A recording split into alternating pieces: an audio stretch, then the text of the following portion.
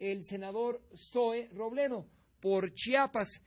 Gracias, senador, por tomar esta llamada telefónica a ABC Radio 760 del Cuadrante, y buenas tardes para usted. Muy buenas tardes, Federico, un gusto saludarlo siempre. Senador, ¿se puede resumir en su perspectiva, desde que la Corte aclaró o postergó los alcances del derecho de réplica, que esta solamente sería un obstáculo para el verdadero ejercicio de la libertad de expresión? Mira, la acción de inconstitucionalidad que se presentó y que fueron varias que se fueron agregando, una de Morena, una del PRD, otra incluso de la Comisión Nacional de los Derechos Humanos, lo que establecían principalmente, que era el centro del argumento de la inconstitucionalidad, era que para el ejercicio de ese derecho, que es un derecho común en cualquier democracia, se diera un plazo un poco más grande para que quien quisiera ejercerlo pudiera solicitarlo. Y además, pues para que cuando había un tema que tenía que ver con varias personas, pues cada quien decidiera si lo quería ejercer o no.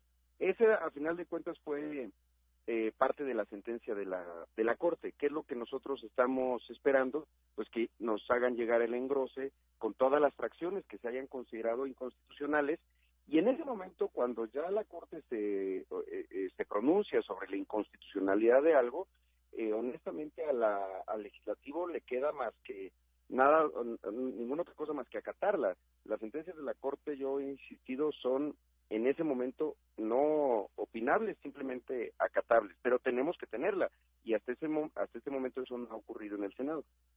Entonces, originalmente las acciones previstas en esta iniciativa de PRD y Morena eran de tipo civil o penal, ¿y en qué casos se podrían o no aplicar, senador? No, digamos que la ley queda exactamente igual. El asunto era ampliar el plazo, que era de no más de 5 días.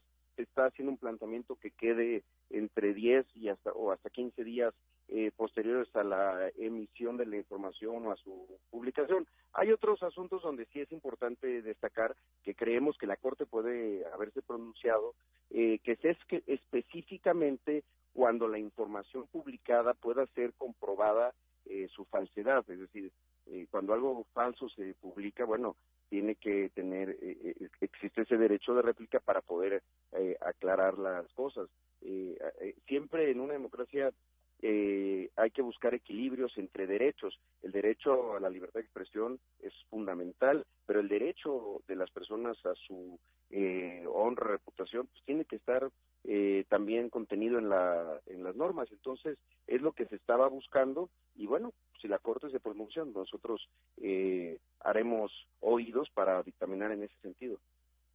En todo caso, lo que estaba en disputa, senador Zoe Robledo, era principalmente el medio reparatorio. Esto es, si servidor fuera el caso, hiciera un pronunciamiento contra Manuel Cloutier, que no está sustentado en una información fidedigna, entonces Manuel Cloutier, en un escenario hipotético, tendría el derecho a intervenir en este espacio.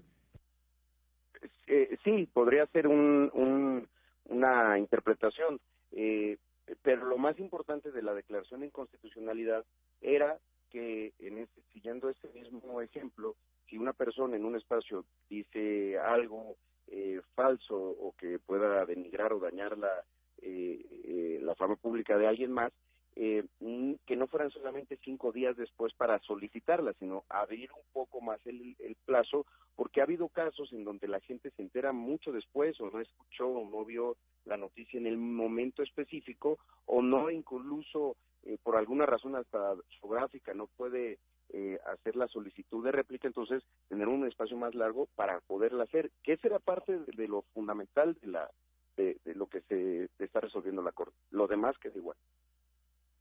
Al final, pues es el Congreso, la Cámara Alta. ¿Fue la Cámara de origen, la Cámara Alta, senador?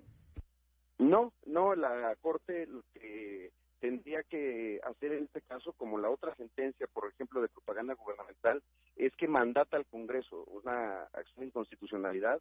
De hecho, ya queda sin efectos el párrafo que se declara inconstitucional de automático, pero lo que hace es comunicar al Congreso. Ya nosotros, por eso tuvimos hace poco una reunión de juntas de coordinación política de ambas cámaras, porque hay varios temas que tienen plazo constitucional o que tienen una sentencia con plazo que solo dice la Cámara, el Congreso de la Unión, es decir, ambas cámaras, y esto tiene que estar resuelto, pues primero por una y luego por otra, es en lo que nos estamos poniendo de acuerdo, quién será Cámara de Origen y quién revisora.